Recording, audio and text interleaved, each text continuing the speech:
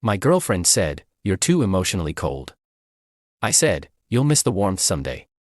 When she came back crying months later, I introduced her to the woman who taught me to feel again. Her smile faded instantly. I, 61 male, own a specialty printing and bookbinding shop. It's quiet work, precise work. It's been my life for 40 years. My first wife Eleanor and I built it together. She was the artist, I was the craftsman. She passed away from cancer 5 years ago. I thought that part of my life was just over. About 2 years ago, I met Corinne, 49. She was bright, loud, a force of nature. She's a personal coach, an energy strategist, whatever that means. She moved into my house, the house Eleanor and I designed, about a year ago. I thought the contrast was good for me. She was always trying to pull me out of my shell. But pulling me out started to feel a lot like criticizing my entire personality. "Arthur, you're just emotionally cold," she'd say, usually after I didn't want to go to some networking mixer for her wellness pyramid. "You're living in the past. You're unavailable."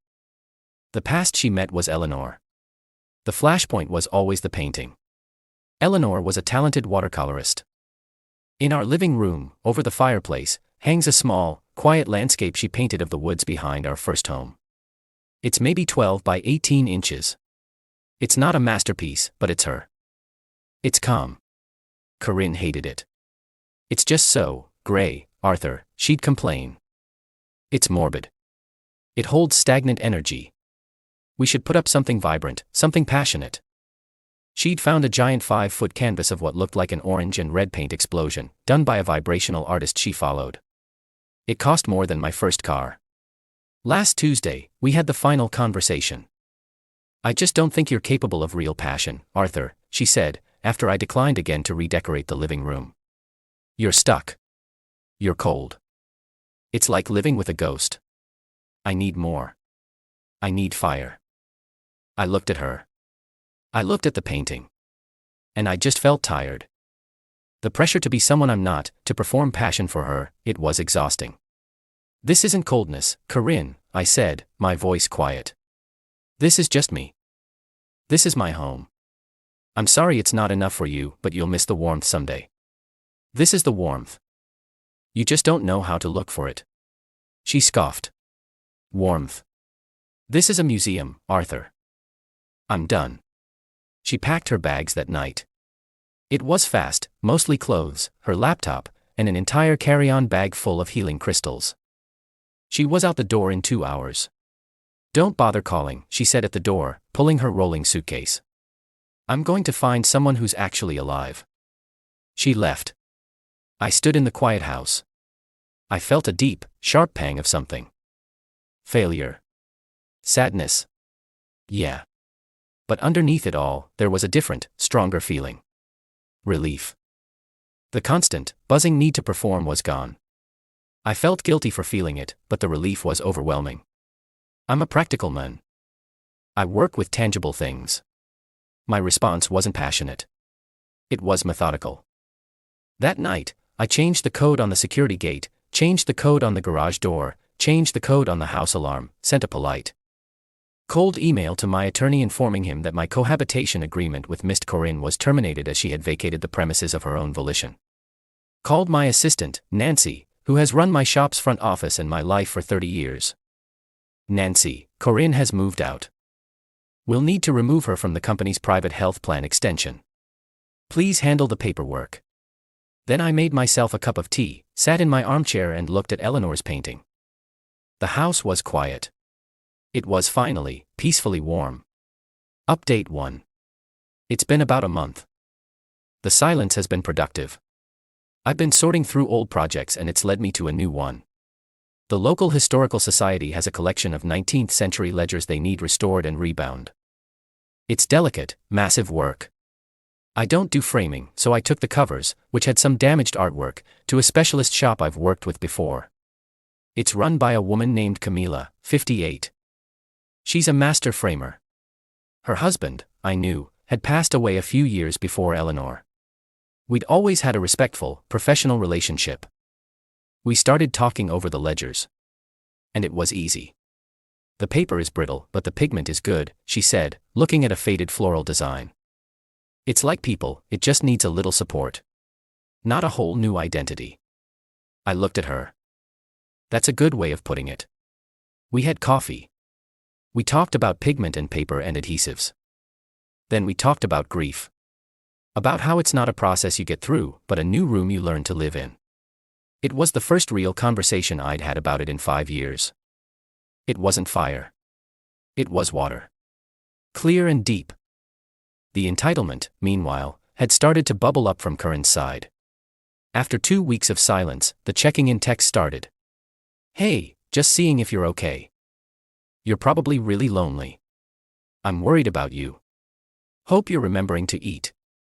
I didn't respond. I'm cold. Remember? Then last Wednesday, I get a call. Not from Corinne, from her best friend Beth. Arthur, she said, her voice dripping with fake sympathy. It's Beth. Corinne is just worried sick. You're not answering her texts. She's afraid you've, well, you know, that you're depressed or something. She's just so caring. I'm fine, Beth, just busy. Well, that's the other thing, Beth said, her voice turning practical. She's been so distraught, but she realized she left her Vitamix, the $800 one, and her aromatherapy diffuser. She needs them for her work, Arthur. She was wondering if she could just pop by and get them. This was the test.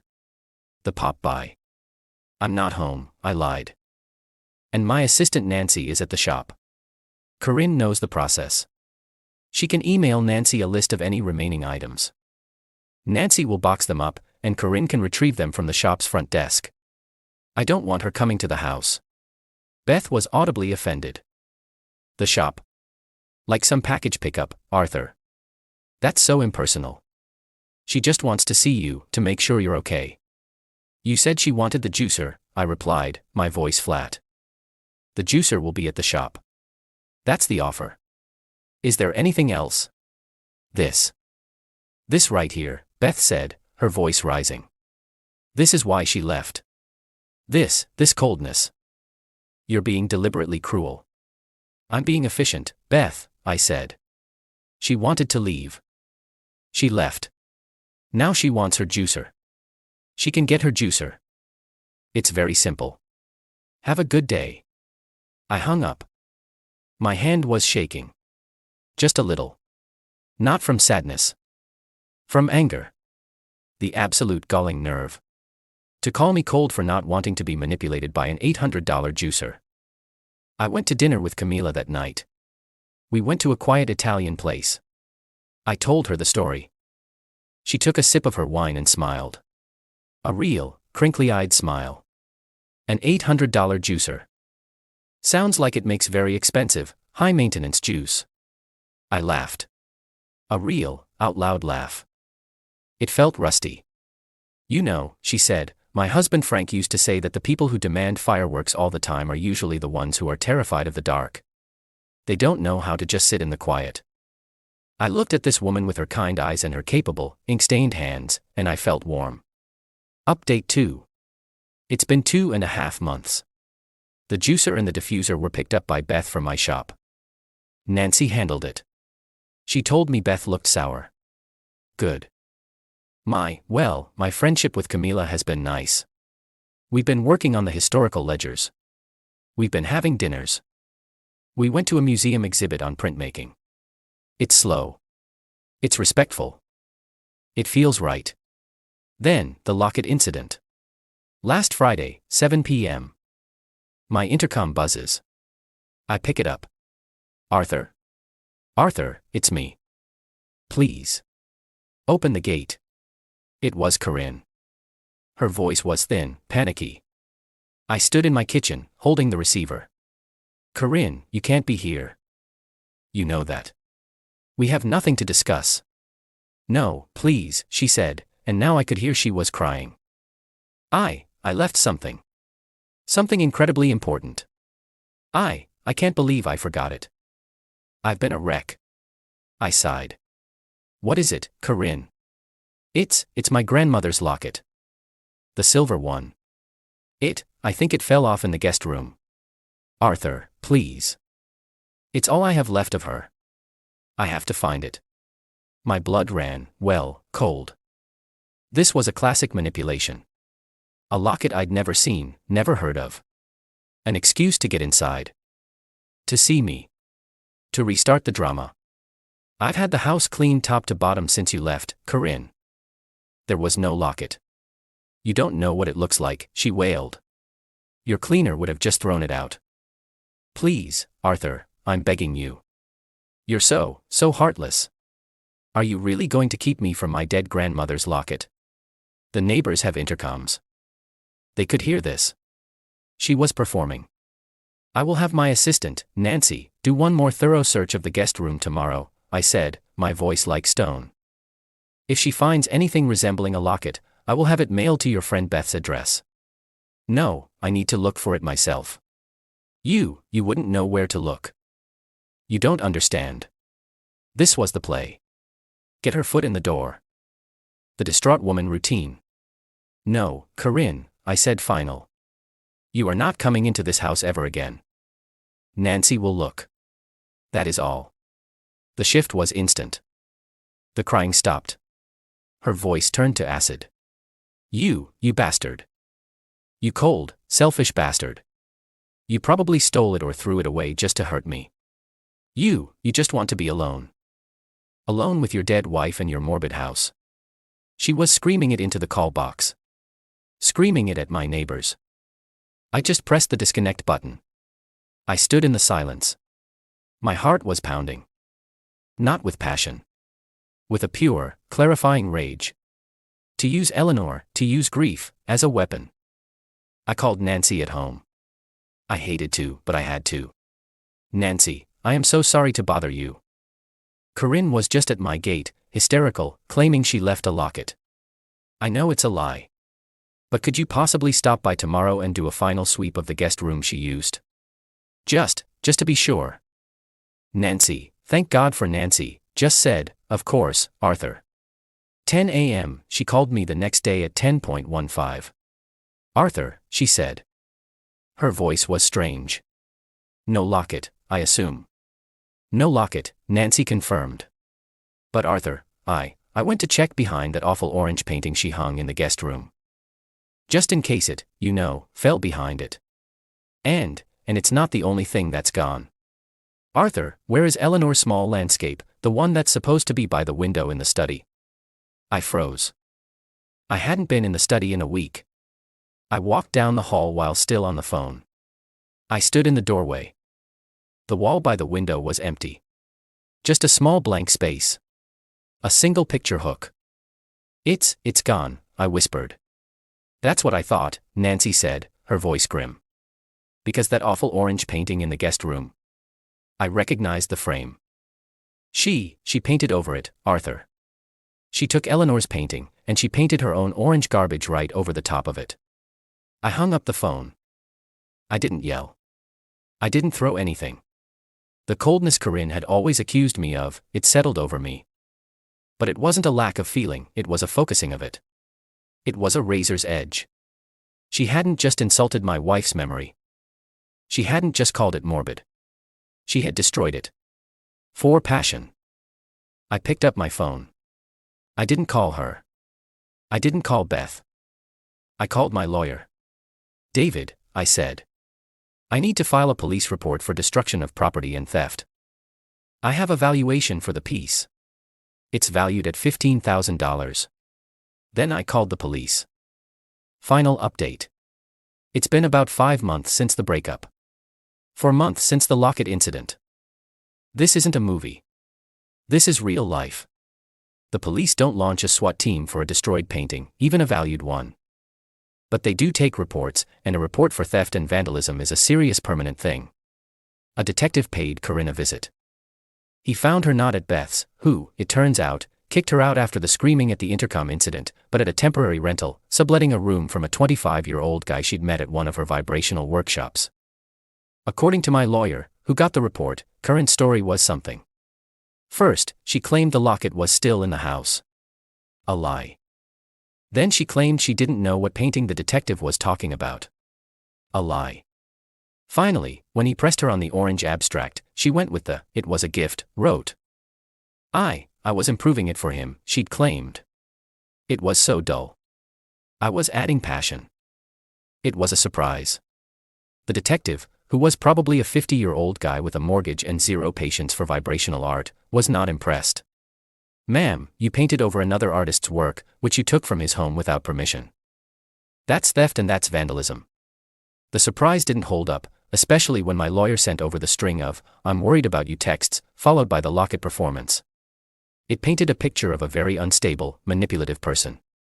She was charged, not with a major felony, but with theft and destruction of property. A misdemeanor, but a nasty one. It's on her record. Forever. Her life coach business, from what Nancy has gleaned, Nancy knows everything, is dead.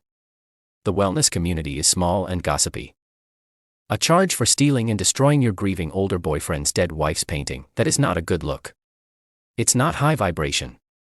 The guy she was subletting from kicked her out. My lawyer settled with hers. She had to pay for the valuation of the painting, $15,000, in a structured settlement, garnished from, well, whatever job she can get now. I never got the painting back. It's gone. That's a cold, hard fact. A piece of Eleanor is gone forever because of her. Which brings me to last night. I hosted a small party at my house. The first one since before Corinne. It was to celebrate the completion of the Historical Society project. A few board members, the head librarian, Nancy, and her husband, and Camila. Camila and I were a we. It's quiet, it's solid, it's warm. She's been a miracle. She understood what the loss of the painting meant. She didn't try to fix it. She just sat with me in the quiet. The house was full of light and chatter and good wine. The doorbell rang. I went to answer it. And there, on my doorstep, was Corinne. I hadn't seen her in months. She looked rough, thin. The vibrancy was gone. She was wearing cheap-looking clothes. But she'd put on makeup. She'd tried. When she saw me, she burst into tears. Real ugly, snotty tears. "Arthur," she sobbed. "I'm so sorry. I miss you. I made a terrible mistake. I was a fool." She'd been texting me for a week. "I'm in therapy. I've changed. I know what warmth is now. It's you. Please, just let me talk to you." I'd ignored every single one. Now, here she was. She must have waited at the gate and slipped in when another guest arrived. "Corinne," I said. My voice wasn't angry. It wasn't cold. It was just empty. "This is not a good time. You need to leave." "No, please," she said. And she did the one thing I couldn't have predicted. She grabbed my arm. "Please, Arthur. I know. I know you're still hurting.